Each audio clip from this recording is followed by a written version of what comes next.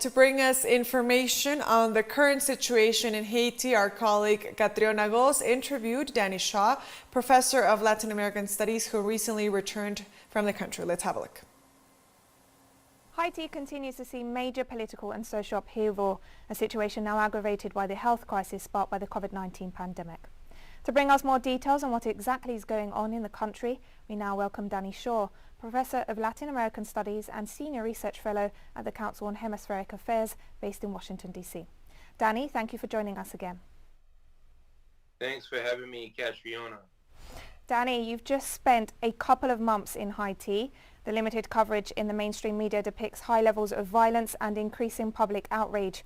What can you tell us about the situation on the ground? I think it's important to say, first of all, this is not a crisis. This is a rebellion. It's an anti-neoliberal rebellion. It's an anti-imperialist rebellion. There are millions of Haitians in motion, in Port-au-Prince, across Haiti, in the diaspora, standing up to Jovenel Moïse and his foreign backers. Haitians are all too aware of decade after decade of foreign meddling in their people's democracies. And that's why we see millions of Haitians in the streets every Sunday and every week. And tomorrow again, they're going to be in front of the presidential palace demanding an end to corruption, dictatorship, kidnapping, and neocolonialism.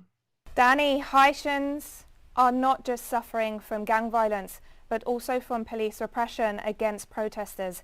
And there have been reports of protests by the police themselves as part of the Phantom 509 group.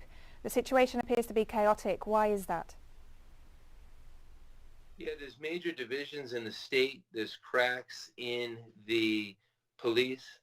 An average police officer is making $500 a month to repress, but also to risk their lives in this fight against armed gangs. Some people call them gangs. Others call them criminal elements, or the lumpen proletariat, which is heavily armed. It's really not clear. What is clear is one of the laws of capitalism and imperialism and white supremacy that oppressed people are at war with one another. A lot of the violence has been internalized. So what I saw up until last night, I just returned from Haiti a few hours ago, and there are ongoing sieges and massacres in La Saline, in Bel Air, in Delma 6. So this is ongoing horrific violence against Haiti's most oppressed communities. It's not entirely clear if it's gang on gang, how the government exactly is involved, which gangs the government is supporting. And then you have the police, which are also divided, as I mentioned. Danny, the political crisis or the uprising in Haiti, as you said, has seen tens of thousands of protesters calling for President Jovenel Moïse to resign, arguing that his constitutional term came to an end in February. What can you tell us about this situation, and how will it be affected by the government's plan to draft a new constitution? Jovenel Moïse in the PHTK, the party of dictatorship and neocolonialism, has propaganda strewn across the country about this quote-unquote constitutional referendum coming up in June. The people of Haiti are ripping down this publicity, these signs for a constitutional referendum. They're dead set against it. They hold up their 1987 constitution, which was the result of decades and decades of people's struggle, where women's liberation is enshrined into that constitution and popular sovereignty.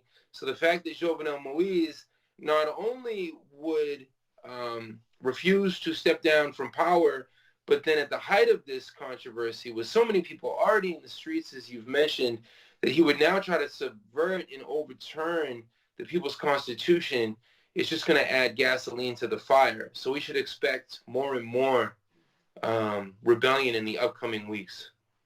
Danny, after your time in the country and given the context and the situation there, are there any prospects for real change that could really benefit the Haitian people? No question. This is Dessalines behind me here, has taught the colonizers of yesteryear and the colonizers of today there's always hope. The Haitian people really share with the world and project unity and revolutionary optimism. They continue to fight. There are people trained in centuries and centuries of anti-colonial combat. So I think although the mainstream media has a complete whiteout on what is happening in Haiti, how important that we can continue to uplift and study and highlight all of these important voices of Haitian resistance and unity and revolutionary optimism. Danny Shaw ending there on a note of hope, Professor and Senior Research Fellow at the Council on Hemispheric Affairs. Thank you so much for joining us and for offering your insight into the events in Haiti. Thank you.